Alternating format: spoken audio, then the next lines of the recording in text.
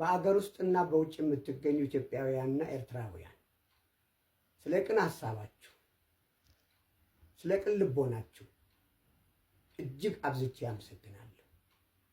ውለታችሁን እግዚአብሔር ይክፈል። እንዲሁም የብሩክ ሪል ስቴት ስላደረጋችሁት ማናቸውንም ነገር ከልቤ አመሰግናለሁ። ውለታችሁን እግዚአብሔር ይክፈል።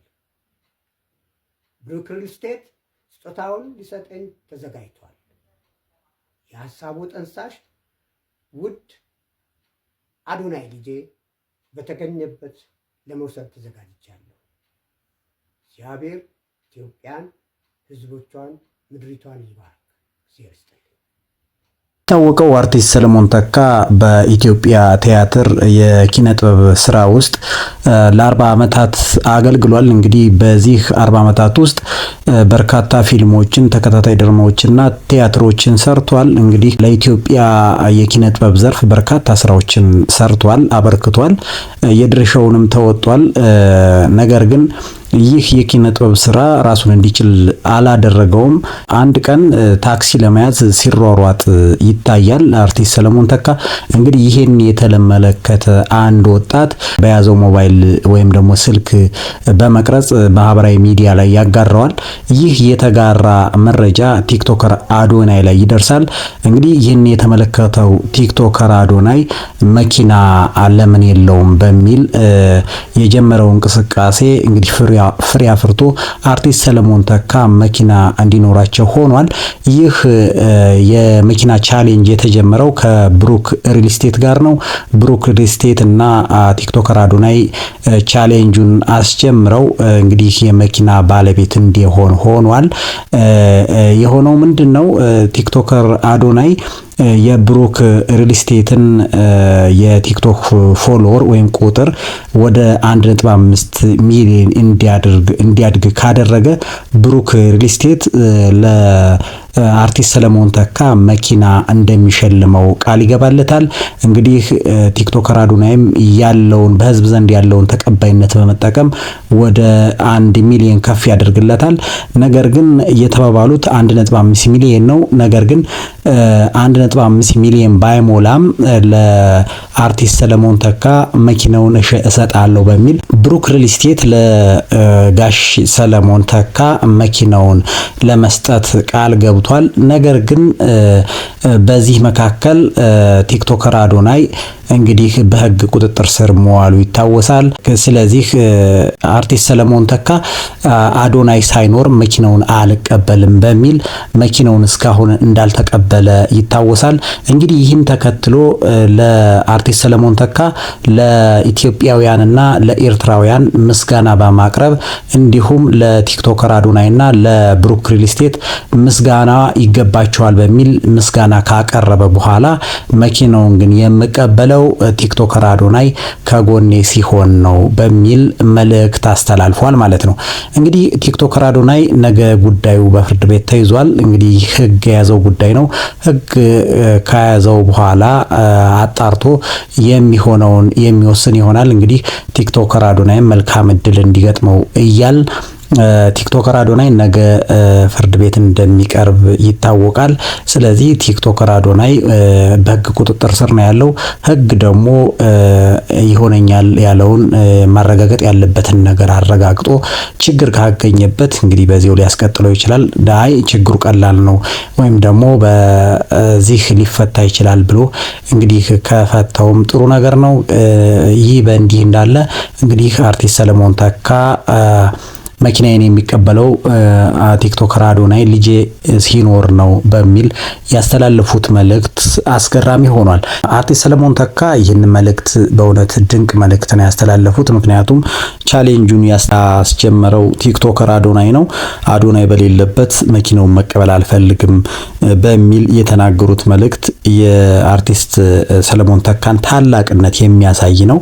በእውነቱ ይህ ሀሳብ ትልቅና በርካቶችን ያስገ ያስገረመ በርካቶችን ያስተማረ ጉዳይ ነው እና እንግዲህ ቲክቶከር አዶናይም በሰላም ወጥቶ አርቲስት ሰለሞን ተካ እና ብሩክ ሪልስቴት በጋራ በተገኙበት መኪናውን ይቀበላል ብለን እናስባለን።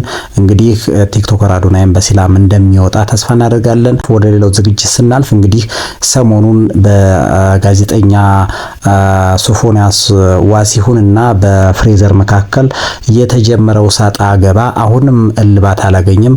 ማህበራዊ ሚዲያው አሁንም በእነሱ ጉዳይ በከፍተኛ ደረጃ እያወራ ይገኛል። እንግዲህ ሶፎንያስ ከና ፍሬዘር ያደረጉት የስልክ ልውውጥ እንዲሁም የጽሁፍ ማስረጃ በርካታ ነገሮችን ያነሳ ጉዳይ ነው። ጋዜጠኛ ሶፎንያስ ከአዲስ አበባ ወደ አዳማ ከሄደ በኋላ እንግዲህ ፍሬዘር እና ጓደኞቹ ያደረሱበት ድብደባ እንግዲህ በርካቶችን ያስገረመ ነው። ጋዜጠኛ ሶፎንያስ ያደረገው ነገር ትክክል ላይሆን ይችላል። ነገር ግን አካላዊ ጥቃትና ድብደባ፣ ዛቻ ማድረስ ተገቢ አይደለም። ፍሬዘር የጋዜጠኛውን ተግባር በማስረጃ በማስደገፍ ለህግ ማቅረብ ሲገባው በራሱ ፍቃድ እና በራሱ ጓደኞች ድብደባ ማድረሱ ትክክል አይደለም። ይህ ደግሞ ህግ ባለበት ሀገር ህግን የሚቃረን ጉዳይ ነው በሚል የደረሰበት ትችት አስደንግጦታል። እንግዲህ ይህን ተከትሎ ለመጨረሻ ጊዜ ነው በሚል ማብራሪያ ሰጥቷል። በዚህ ማብራሪያ ላይ በሰጠው ማብራሪያ ላይ በርካታ ስህተቶችን ሰርቷል። እነዚህ ስህተቶች አብዛኛው ኢትዮጵያዊ ወሬ ይወዳል በሚል ያስተላለፈው መልእክት ብዙዎችን አስቆጥቷል። ምክንያቱም እንግዲህ እሱ ይህንን መረጃ በማውጣቱ በርካታ ሰዎች ደግፈውታል። ነገር ግን ከደገፉት ሰዎች መካከል እንግዲህ ሁሉም ሰው 100% ሐሳቡን ሊደግፉ አይችልም። የተወሰኑ ሰዎች ሊነቅፉት ይችላሉ። ነገር ግን ፍሬዘር ትኩረት ያደረገው በነቀፉት ሰዎች ነው። እነዚህ የነቀፉት ሰዎች ከደገፉት ሰዎች አይበልጡም፣ በጣም ትንሽ ናቸው። ነገር ግን እነዚህ ሰዎች በተደራጀ መንገድ ተቃውሟቸውን ሲያደርሱበት ነበር። የነዚህ ተቃውሞ የረበሸው ፍሬዘር እንግዲህ በተከታታይ ቀን 2 የተለያዩ ቪዲዮዎችን እየሰራ እናንተ ትክክል አይደላችሁም፣ በዚህ መንገድ ያጋለጥኩትን መረጃ በዚህ መንገድ እናንተ ልትቃረኑት ወይም ደግሞ ብሎክ ልታደርጉት አትችሉም በሚል ሐሳብ አስተያየቱን እየሰጠ ነው።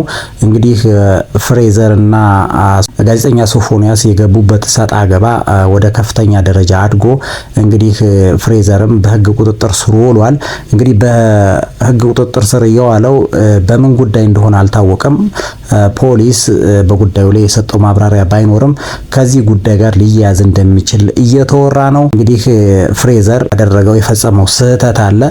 ያጋለጠው መረጃ ትክክል ሊሆን ይችላል። ነገር ግን በራሱ መንገድ የወሰደው እርምጃ ትክክል አይደለም። መሆን ያለበት የጋዜጠኛውን የጽሁፍና የቪዲዮ ማስረጃ ከያዘ በኋላ ለህግ ማቅረብ ነበረበት። ነገር ግን በራሱ ፈቃድ እርምጃ ወስዶበታል። ይህ ያልተመቻቸው ጥቂት ሰዎች ይህ መሆን አልነበረበትም። መረጃ መውሰድ ያለበት በራሱ ሳይሆን ህግ ወይም ደግሞ መንግስት ነው መውሰድ ያለበት። ነገር ግን ከህግ በላይ ሆኖ እርምጃ መውሰዱ ትክክል አይደለም በሚሉ ሰዎች ተቃውሞ ገጥሞታል።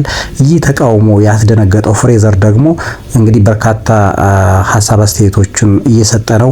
እነዚህ ሀሳብ አስተያየቶች ቢመነዘሩ ከተሰጡት ኮሜንቶችን እና ላይኮች የሚበልጥ አይደለም። ፍሬዘርን በመደገፍ የተሰጡት ኮሜንቶችና ላይኮች ከነቀፉት ወይም ደግሞ ተቃውሞ ካቀረቡበት የማይበልጡ ናቸው። ፍሬዘር ይህንን መረጃ በማውጣቱ የደረሰበት ተቃውሞ በጣም ትንሽ ነው። ነገር ግን ብዙ ተቃውሞና ትችት እንደደረሰበት በማስመሰል በድንጋጤ በቀን 2 ቪዲዮ በመስራት ጊዜውን አሳልፏል። ይህን ቪዲዮ ከሰራ በኋላ እንግዲህ ከተወሰኑ ሰዓታት በኋላ ፍሬዘር በህግ ቁጥጥር ስር ውሎ እንግዲህ ጉዳዩ እየተጣራ ነው። ፍሬዘር በመጨረሻ በሰራው ቪዲዮ ላይ በርካታ ስህተቶችን ሰርቷል። ከነዚህ ስህተቶች መካከል የኢትዮጵያን ሕዝብ በጅምላ ሲፈርጅና ሲሳደብ ተስተውሏል። የነቀፉትና የተቃወሙ ሰዎች እጅግ በጣም ትንሽ ናቸው። ነገር ግን ታሰው እንደተቃወመው በማስመሰል የኢትዮጵያን ሕዝብ ሲፈርጅና ሲተች ተስተውሏል።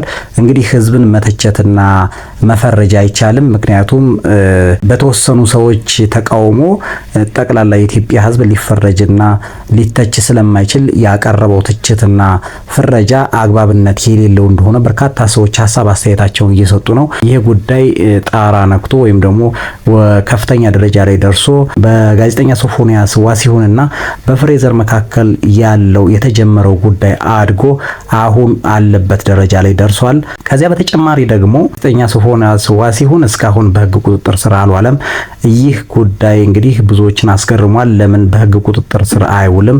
ከዚህ ጉዳይ በላይ የሚያስገርምና የሚያሳዝን ነገር የለም። ስለዚህ ፖሊስ ልጁን ካለበት ፈልጎ በህግ ቁጥጥር ስር አውሎ ጉዳዩን ማጣራት አለበት። ምክንያቱም ይህ ትውልድ የሚያመክን ሀሳብ ነው።